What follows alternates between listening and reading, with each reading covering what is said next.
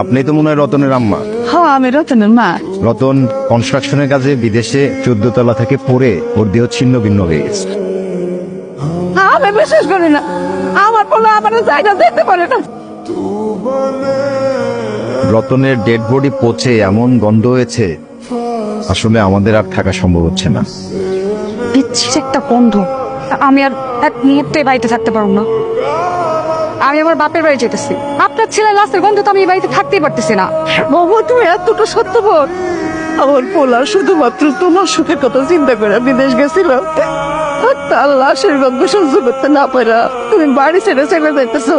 Hello আব্বা, আমার ওই টাকার মেশিনটা পয়সা নষ্ট হয়ে গেছে, এখন দুর্গন্ধ ছড়াইতেছে।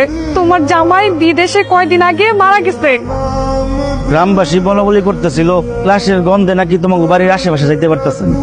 ওই পরি পাতা দিয়ে গোসল করায় দিই, শেষ গোসলটা। না না না না চাচি, আমি যাইতে পারবো না। ওই পচা লাশের পাশে আমার যাওয়া সম্ভব না। আমার রতন তোর অসুখের কথা শুই না, বিদেশ থেকে তোর টাকা পাঠায় দিতে, হাতে এসব ভুলে গেলি। রতন ভাই যে আমার চিকিৎসার সময় যে টাকাটা দিয়েছিল, ওই টাকার খোটা দিতেছো তো, আমি ওই টাকার সুদে আসলে যা আসে সব টাকা তোমার ফেরত দিয়ে দিবি। আপনি আপনার মাইয়ারে নিয়ে পালায় যাইতেছেন। পলায় যাবো না তো কি করবো? আপনার পোলার পাশাপাশি কি আমার মাইয়াটারও মাইরা ফেলামু? আমার ছেলে মরে গেছে, তার মানে পয়সা গেছে।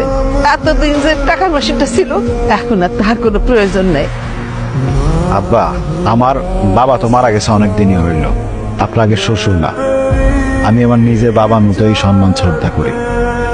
সেই কথাগুলো আপনার মনে পড়ে বিআই সাহেব? আমার ছেলে আপনার ছেলে, আর আজকে আমার ছেলের লাশের গন্ধে আপনি আপনার মায়ের নিয়ে বাড়ি ছেড়ে চলে যেতেছে। সেদিনের কথাগুলো আবেগে বইলা ফেলাইছি, আশা করি কথাটা বুঝতে পারছেন। চল দে মা, চল।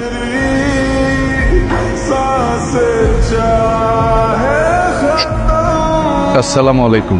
আপনি আমি আপনাকে পাশের উপজেলার একটা মসজিদের ইমাম হুজুর। আপনাকে বাড়িতে কে মারা গেছে? আমার ছেলে মারা গেছে।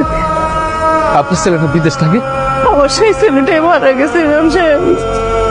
ওর লাশের গন্ধে ওর বন্ধু বান্ধব আত্মীয় স্বজন গ্রামের মানুষ সবাই চলে গেছে, এমনকি তার বউ পর্যন্ত চলে গেছে। আমি তো কোনো পচা গন্ধ পাইতেছি না, আমি পাইতেছি সুগন্ধ।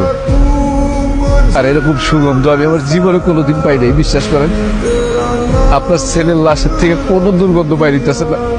এই ইমাম সাহেব আসার পর লাশের ভেতর থেকে একটা সুগন্ধ বের হইতেছে তো। ইমাম সাহেব, আপনি কি আগে থেকে আমার ছেলের